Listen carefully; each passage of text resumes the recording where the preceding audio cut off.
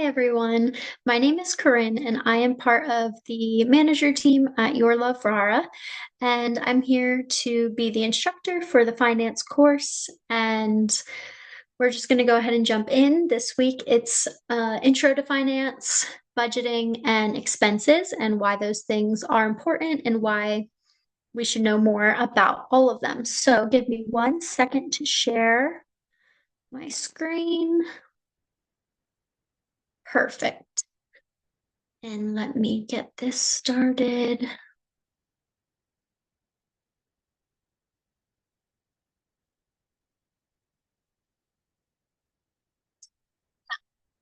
Today we're going to talk about first budgeting. On here we put tips for ages 12 to 25. That is the majority of the information is going to be most useful to that age group. However, if you are older and you still wanted a refresh or haven't really gotten taught any of these things, please feel free to watch this video. It could be really helpful. But we just know, it is more for that age range. We're not getting super in depth into all the places that budgeting and expenses and those things can come. So let's go ahead and get started. So, why does budgeting matter? Um, it really is going to help you understand where your money's going and why it's important to keep track of it. And a lot of times, what can happen is when we don't budget and we're spending money, especially if you maybe have a credit card or something under those lines, you don't really necessarily know exactly what you're spending your money on, which can then lead to debt. It could lead to just tight month to month expenses, and budgeting really helps you understand, okay, I need this much to go towards rent and this much to go towards gas and groceries and other things. So there's a lot of different levels of expenses and how budgeting will play into that. Another thing it can really help is to save. So if you have big goals, whether it be traveling or university or maybe starting your own company, right? There can be so many different goals that you need money for. By budgeting, you can really understand how much money you could save each month as well, and start building your necessary funds for those things. So the basics is tracking your income. So whether you're younger and that's just allowance, or small jobs like mowing lawns or posting out paper, and then for older ones, part-time jobs, full-time jobs, any type of money coming to you is considered income. So you want to list all of your income so you know how much month to month do I have of just money I earned. Then you want to make a list of your expenses. And there's two types of expenses. There's needs and there's wants. So needs would be your rent, your groceries, if you have a car payment, if you have kids and they require certain funds for school or anything like that, anything that you need to live and have your regular day to day, that's a need. Definitely put that in there. Your wants are more going to be shopping, date nights, or movies with friends, anything that you do not need in life, but you're still spending money on. Keep that in your expenses if it is part of your wants, but just know that that might have to change a little depending on how that month's going, or depending on where your savings is at. Those things can change, right? So your wants can be a little bit more loosey goosey, and your needs need to be a bit more direct. And usually those needs will have um, a pretty standard or just set expense, right? So like rent each month is going to be the same, hopefully, other than your amenities and utilities could cost, those can range a bit, but you usually know a general idea if you've been living where you're living for a while. Same with car payment, that shouldn't change. Groceries can change, but a really good way to fix that is maybe writing down grocery lists, kind of budgeting it out yourself and figuring out, okay, this is all I really need that week. Maybe the snacks and other things can go if you're in a tight space. So that's just important to know. And the 50, 30, 20 rule is a really easy way to kind of just in your head think, okay, this is how I need to track my income and spend it where it goes. So 50% of your income should go towards your needs. Again, this is going to really depend on how much money you're making, who I'm talking to, right? 50% might be way too much, 50% might be way too little. So you can change these numbers depending on what your situation is. If you're really living tight month to month, maybe it's going to be 70% goes towards needs and 10% goes towards wants, and or let's say 20% goes towards wants and 10% goes towards savings, right? So this can change, but just in your head having a general rule for yourself, and in this case 50 30 20, really helps you track, okay, only this amount can go towards that, or only this amount can go towards that, and kind of get your savings built up. So, a great way to just start, right? Creating a budget can seem a little daunting, but writing down the monthly income, listing all those expenses we talked about, and then subtracting your expenses from your income. So, take your income, subtract all your expenses, and see, do I have leftover money, or am I in a negative? And then if you're in a negative, you might have to adjust and go back and figure out, okay, is this a want or a need? Is this a want or a need? Maybe you can't put money towards your saving that month. That's okay.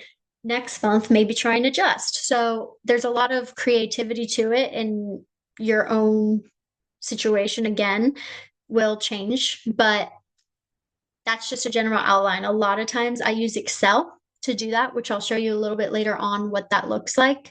But creating a budget isn't hard. It's a really, really simple thing to do as long as you know your income and you start tracking your needs and wants. So it might be a little bit of work that first time figuring out, writing down rent, car payment, groceries, gas, fuel, all these other things. But as you go month to month, it'll become much easier because a lot of those numbers aren't changing. So, some tips for saving money, and we will have a class later on about savings and investment. So, it'll go much deeper into this. This is kind of just a simple rundown. But for younger ages, having a savings jar or a piggy bank is a great way to kind of just throw any extra cash or coins you have into somewhere without even thinking about it. You forget about it and it's gone, but really it's saving for something bigger. You want to avoid impulse purchases. So what that means is sometimes when you're walking through town or anywhere, you might see something and go, "Oh my gosh, I really want that." Of course, when you're on vacation or holiday, this comes a little differently because you can't maybe sit there and wait 24 hours if you're just in this place one time, but maybe being more mindful of, okay, I'm only going to have 3 souvenirs from this trip or something like that. Having goals for yourself will really help decrease the amount of money you're spending on extra things. Whereas if you are home and in town, anytime you see something that you want or that is not a need, right? Of course, needs come first, but a want, wait 24 hours. See how you feel about it after that. Do you really need it? Look at your budget. Is it worth it? And kind of go from there. This will help avoid debt. This will help avoid, getting something and later on saying, man, I shouldn't have bought that. So yeah, it's a really good tool to just kind of have like a sit and pause with it and think, is this worth me spending this money on? And another thing is just always take advantage of student discounts and regular coupons and everything. Newspapers, a lot of apps on our phones now. So, Morrison's, M&S, Co-op, they'll all have coupons in their apps and different things. So go ahead and check that out before you go do your grocery hauls. Those can kind of help you meal plan that week, maybe if there's certain things on sale and save you money. And of course, student discounts. A lot of places around here, because of the universities, offer student discounts. So always try and ask, right? The worst they can say is no. And you might get 5%, 10% off, which doesn't sound like a lot, but that might be a few pounds that can go towards something else later on. So Now, just to talk about how do I build good financial habits, right? Because it can be, again, a lot to kind of think about. And one acronym they use a lot is called SMART goals. And what that stands for is specific, measurable, achievable, relevant, and time bound. So, what I mean by that is I could set a goal for myself. I want $4,000 in my savings account by the end of this month. Of course, that's an extreme example on purpose, but is it specific? Yes. Is it measurable? Yes, I can find out if I did it. Is it achievable? No, right? With my situation, I'm a university student and I'm have a part-time job. That's not going to happen for me. Relevant, not really, and time bound, no, right? I'm not considering how much time that would actually take. Now, a SMART goal, a real one. Now, this is a better example would be I want to save 4,000 by the end of 2025 because this gives me 8 or 9 months to try and reach that goal and I can still do all those things, right? Specific, measurable, achievable. Yes, right? I mean, it might be a hard goal, but it is achievable. It's relevant and it's time bound. I know there's a certain amount of time I need to get it done. And the thing about this is, let's say I reach the end of the year and I saved 3,200 pounds. That's just a learning experience. I still saved 3,200 pounds. That's awesome. So, if you don't reach that goal, don't necessarily get down on yourself. Just like be happy for your wins in that situation and maybe alter the plan a bit. Maybe for 2026, I'll try and do 3,500. Instead, give myself a little bit more of an achievable goal because now I've learned, oh, I thought that was achievable, but it's not. And don't necessarily bog yourself down and give up because goals can change and that's part of life. And you want to celebrate yourself for doing all the work you did that year. So, yeah. An emergency fund is always important. That's when I'm talking about savings a lot, but you never know what could happen and whether you have to go to the hospital or something happens to your car, or maybe you got to go home, like back wherever you're from because a family emergency. There's all different things that could happen. So having an emergency fund is really nice because you're not necessarily really nervous about anything bad happening or freaking out once that emergency does arise. You don't have to worry about the finance side. You're worried about the emotional side and the support and all those things, which can be really big relief. And then I want to talk a bit about the apps. So there is an app called Mint Mobile and the YNAB app. I personally think Mint is a bit better, but do your research, see what you like. I will say Mint is great for tracking your expenses. So I have a journal that I use to do all my budgeting, and that's helpful. But when I'm out and about and spending money and doing things, you're not necessarily going to remember or keep all the receipts or all those things. So having an app on your phone, because we always have our phones, is really great because then you can track all those expenses. And then when you get home, either convert it to your Excel sheet, your journal, whatever you're using to create your budget plan. You could even just use the Mint app if that's the easiest for you. But yeah, this is a really nice way with the times that we're at with credit cards and different things to really track those expenses. Um, you want to stay away, of course, from any unnecessary debt. So, like one of those examples is the buy now, pay later schemes. So, there'll be a lot of things that yeah, you can buy it now, but then pay later. Or even there's this new finance plan called Klarna I've been seeing a lot, which is like you can buy something and then pay in installments throughout a few months. Yeah, that's great if you don't have the money right on hand. But the problem is you don't have the money right on hand. So should we be spending that money? It can kind of get you in sticky situations because then you forget about it and that invoice comes in and you kind of freak out because you forgot and you maybe don't have the money. So I would always avoid those. They're just not good because you end up kind of having stress later on about finance, and that's exactly what we're kind of trying to reduce. And if you have a credit card, definitely don't overspend.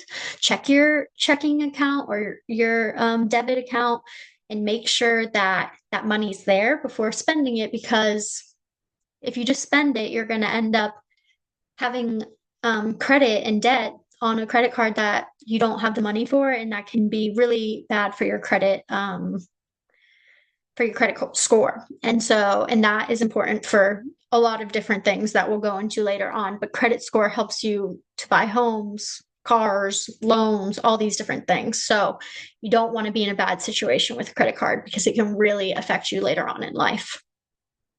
So, quick snippet, because again, we'll go into this later, but if you just want to have an idea, some investments for ages 18 plus, of course, because you have to be 18 to put your money or like put your name into an investment account. Are index funds and ETFs. Those are the best, really low risk investments that you can do at an early age. Also, I think a great way to just kind of see the stock market and learn a bit about it are apps like Acorns and Robinhood. So I wouldn't even necessarily put in a ton of money, maybe even if it's just £1 somewhere, and see how it grows and how the stock market moves. This is a great way just to see and learn about it slowly rather than it being, if you go onto the stock websites, it can be really overwhelming and just you don't know what to choose, right? So I think these apps are great for beginners. And compound interest, as it says here.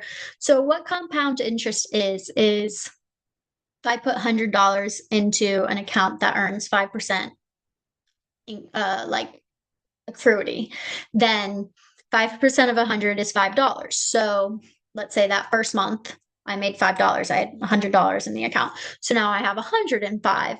Well, the next month it'll take 5% of that 105. So now maybe I'll get $5.75. And sorry, I'm using dollars and pounds interchangeably because I am from the US. So just apply this to wherever you are. But so then the next month it would be 110.75. And then it'll accrue 5% on that, 117, 126. It'll continue to take the money you've put in and accrued and take the new interest rate. So that's really great accounts for beginners because you don't necessarily have to put in a ton of money. It's going to accrue and accrue and accrue, and you'll get more money out of that. So again, just a quick spiel on what tools are good for budgeting. The Mint app is a great one. That's my personal favorite, but there's also YNAB and Pocket Guard and Robinhood we talked about. Budget templates, so where to keep this expenses, income, and track all of those things would be Google Sheets or Excel. Those are the two best. Or you have a budgeting journal, which personally is my favorite just because I like writing. I like seeing it. Sometimes technology can be a lot, so it's totally up to you. And then we talked about piggy banks or even having like an envelope cash spending like thing. So putting money in an envelope each month, each week, whatever best suits you, depends on how much you get paid, maybe every 2 weeks, and putting those savings in there. And then maybe that can be your extra cash or your wants, right? So that's a good way of also kind of keeping track. Start your budgeting journey today. If you would like to do an assignment for the week, I would just say create that budget, see how it goes, and then next month see if you can maybe adjust it a bit and maybe even get more savings or tie something a bit differently and see how that goes, because this is all just a learning curve for each of us individually. There's no one right answer. So see how it goes and let me know. So now we're going to move on to all about the personal expenses, why it's important to know, why it's important to keep track of it. There will be some repetitiveness in this, and I'll just kind of skip over that. But yeah, let's go ahead. So what are personal expenses? expenses that are your day-to-day living. So we kind of already talked about this, but it could even be, needing heat, like needing the, I don't know, blender. Like it could be random stuff. Like it could literally be needing new socks that week or needing, you never know when things can pop up. But day to day, I would say for me at least, is usually a lunch. I usually make breakfast and dinner, but sometimes most of the time I'll go out for lunch. So for me, that's one of my day-to-day expenses. And yeah, I would say for me, like that's my only day-to-day expense. But for everyone else, that could be so different. And also, like each day is going to range. So one night I might be going to the movies, one night I might be getting a tattoo. Like there can be so many different things that fall under that. And we've talked about rent, groceries, transportation, and fuel, utilities. Like that's why I kind of threw out these other crazy ones. But there's just so many different things. So list them all, list down every single thing you could think of. And then that month you can just say, okay, I checked this, and this one. Maybe next month I won't go to the movies, or I won't get like spend extra money on that food or those snacks, right? So there's just, once you start tracking it, it's going to become so much easier to then decide, oh, yeah, this is a good thing to do this month, or I could hold off. Because I think when we're kind of just living impulsively, we tend to do a lot more than we necessarily should, going out with friends, uh, going on maybe a date, going, um, just getting extra food, going out to eat, right? So delivery food. And if we have our budget right in front of us, we can say, not the best decision today. So we've kind of already gone through this fixed expenses, but we're going to give them better terms now. So a fixed expense means it's not going to change. Rent, loans, any subscriptions you're doing each month, Netflix, uh, Disney Plus, Amazon Prime, all those things that are every single month that are not going to change. Variable expenses means it's going to fluctuate. So, fuel for your car, utilities each month, groceries. They're still needs, right? These all fall under both fixed and variable. Fall under needs, but one is fixed, one is not going to change, and one can. So that's good to know, and good to start tracking the variable ones, especially because you can see each month, okay, this I spent on, I spent 200 on utilities this month, and then 250 the next month. What did I do differently? Maybe I can start turning off lights and certain things, right? It just makes you much more aware of where that money's going. And discretionary expenses are those wants. So dining out, holidays, entertainment, um, anything that you do not need, but you're wanting to do each month, that's what that would fall under. And I will kind of note subscriptions can be a discretionary expense. Of course, it's fixed, right? It won't change each month, but you do maybe want to go back and look through, do I need the subscription? Is it worth it? Also, there's another app called Rocket Money that can really help with understanding what subscriptions you're paying for, because sometimes we get all this information, we sign up, and then later on we're signing up for new things and we don't remember about the old ones. So Rocket Money is a great app to download and see where all those subscriptions are, and maybe subtracting some out of your budget, and or just out of like your life and not using it. I know right now, like I'm have a subscription to ancestry.com, and like it's not really needed. And I'm went ahead and canceled it today because it's not something that, again, I need in my life. It's a want, and I don't have much room for wants. So it's just important to look at those.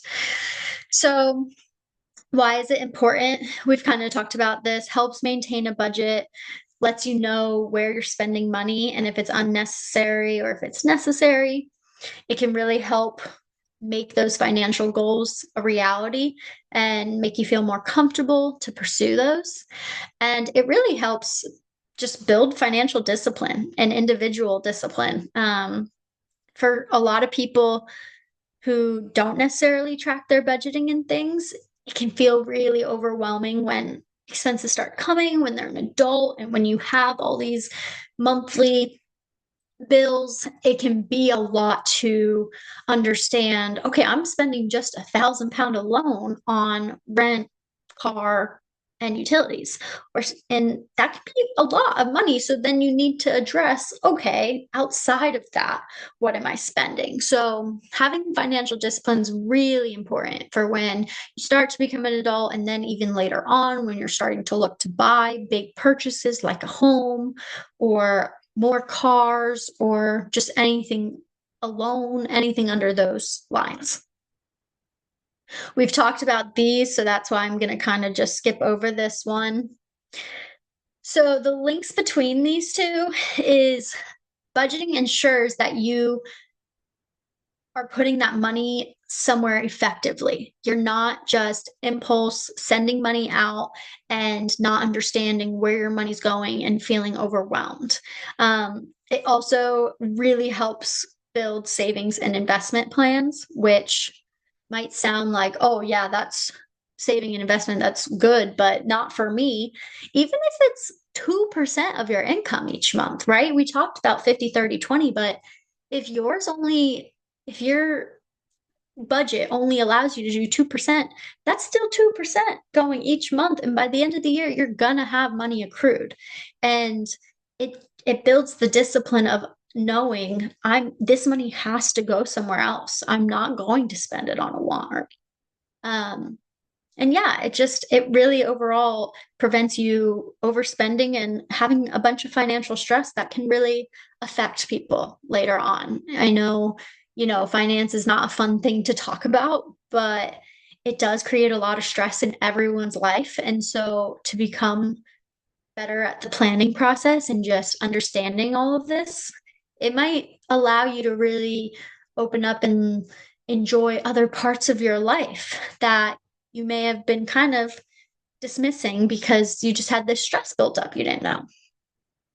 Um, so some of the pitfalls that can happen if you are not managing your personal expenses very well is ignoring small expenses. So what that means is just like you're not really putting your time and energy towards those needs. You're putting the time and energy towards the small impulse buys, which then is going to get you into a bit of a pickle because small expenses are still expenses. So if you're spending, and the reason it's called a latte factor is if you're getting a latte every day and it's £4, that money is accruing a lot.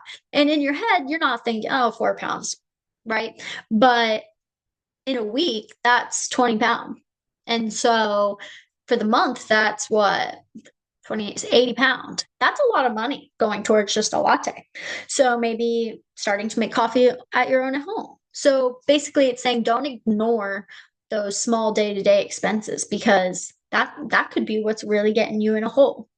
Lack of emergency savings. So again, we talked about that. If an emergency arises, that could be a scary situation if you're not able to have the finance behind it. So some practical tips: set clear financial goals. Make sure you know the difference between needs and wants and fixed and variable expenses.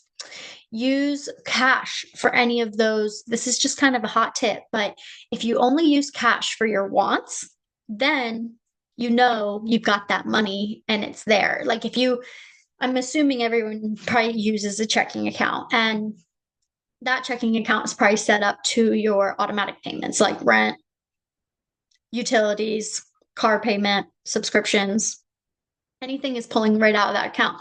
So you know that you have that money for your wants. Only take out a certain amount each month, and that's your wants money. And that's all you can spend, because if you get to the 20th and you're out of money, the last 10 days might not be that fun, but you're being good with your finances. You're giving yourself discipline, and that's going to go a long way for the months and months to come. Also, always regularly review and adjust your budget. Not like day to day, but every month, look at what you spent. And if there could be ways you could either save more money or maybe take a little bit away from your wants, or some months you might need to give it a little, that's okay. It's gonna vary throughout. And this is just kind of an overview of like achieving that financial freedom. So you have more money to put towards your future goals if you follow some of these tips. You have reduced debt. You're not going to have as much debt. You'll have more money. And maybe it's not going to your savings, maybe it's going towards debt. That's okay too, because your debt is more important than savings. You want to get that debt out of there because your credit score is going to be important and it will always follow you. So it's important to just get the debt out of the way, in my opinion. Now, if you really need to save for something, maybe you could do both. Maybe you could split it however much money you have left. Half goes toward saving, half goes toward debt. So again, all personal situations, but you'll kind of figure it out from there. And if some of if you do some of these things, you're going to have greater control of your overall financial life. So we've talked about this, but it's going to make you feel a sense of fulfillment and like you have control over what you're spending your money on and what you can do that month with still by still living within your means and not getting stressed over these little things. So just to recap, we just understood and talked about managing our personal expenses and how to use that in your budget and how to be successful in it. And if you'd like to do a little assignment for this one, it's kind of the same thing. Start tracking expenses and create a budget this week. But I would also like to say maybe go through your subscriptions is a really good plan for this week, and maybe subtract one or two out of there, and maybe create an envelope for your wants or your savings, whichever kind of feels right. Of course, no one has to do any of these things. These are just suggestions for the week.